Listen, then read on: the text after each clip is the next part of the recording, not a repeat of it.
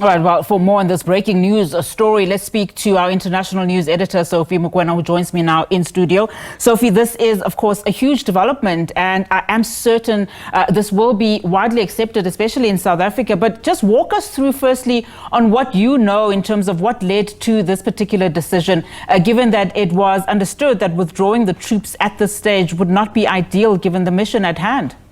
Well, it was just a matter of time. This was to be communicated to the continent, particularly to SADC and EAC, including the people of Congo, because the eastern part of the DRC, the M23 group and its allies, have captured quite a huge area now, and they are still advancing. You look at Sake, it's under M23. We have a base there. So our soldiers are trapped or confined in a base. You go to Goma, the capital city, the same is happening. At the airport, you have our soldiers trapped at the base there.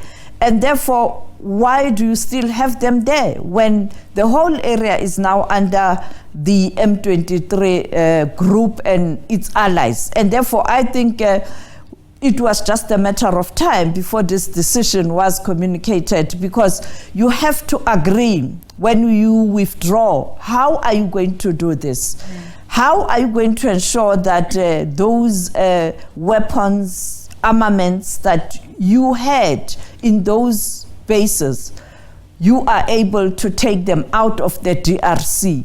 Which route are you going to use? And there was argument that the Goma airport is not in use. It's not in a state where you can land or take off. And therefore, these are some of the things that I think were delaying the discussions. But the reality is, this eastern part of the DRC, a chunk of the area is under M23 as we speak. And of course, I want us to unpack then how likely this withdrawal is going to then take, which steps it will take, given the fact that we are saying that it will take phases. I mean, we know, of course, it does also come at the back of the deaths of 18 SADC troops fighting around Goma, as well as Sake, north of Kivu, as you've also been explaining, 14 of which were South African members. But speak to us then about the process. Well, it's not clear how the implementation is going to be in terms of the phases, but we know that the big question is the troops, this summit DRC, men and women, they want to leave the area with their guns, with all the armaments they brought in the country. So the M23 is saying, you can go, but you are not going to take these armaments. That was a critical issue. So I think the negotiations in terms of the phases will speak to that.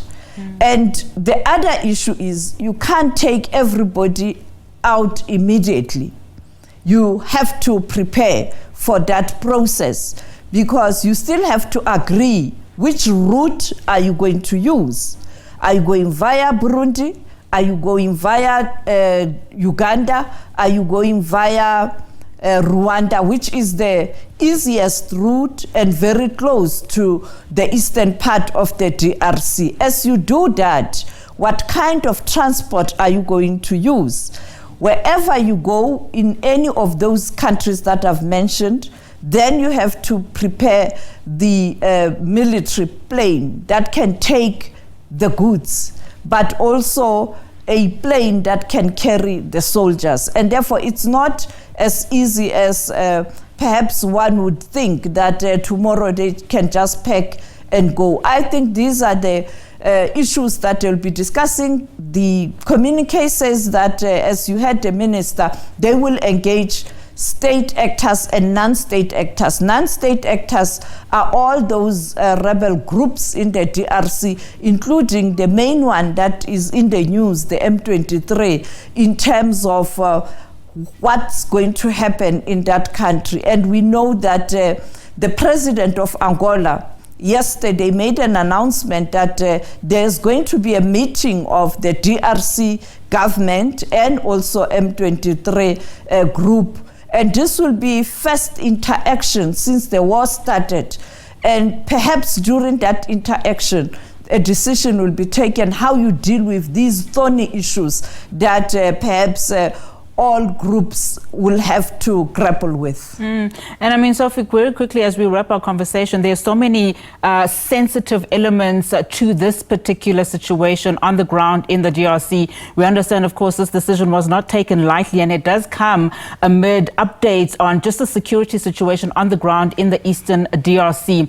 Just listening there to Minister Lamola, there are, of course, concerns around ongoing talks as well as humanitarian efforts going into that particular country during this time.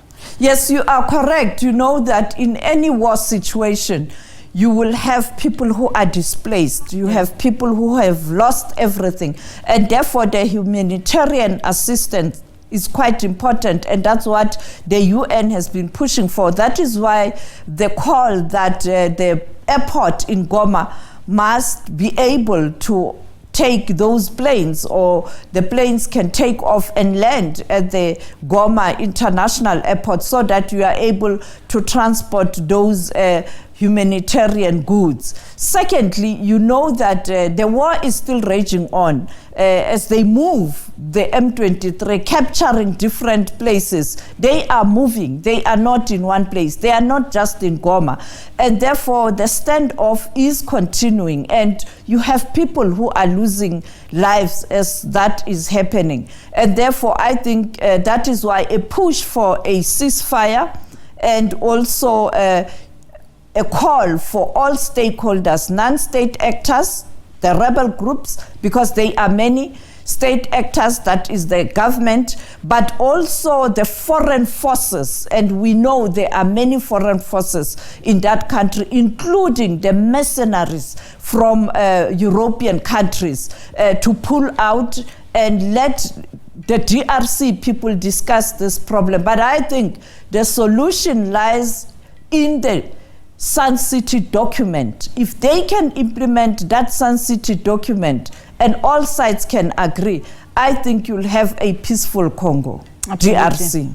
Sophie, thank you so much for that. Of course, Sophie is our international news editor right here at the SABC, as we continue then to monitor those developments following SADC's decision to start its commencement of this phased withdrawal of semi-DRC troops from the DRC. Of course, this is a huge development coming out of the eastern DRC.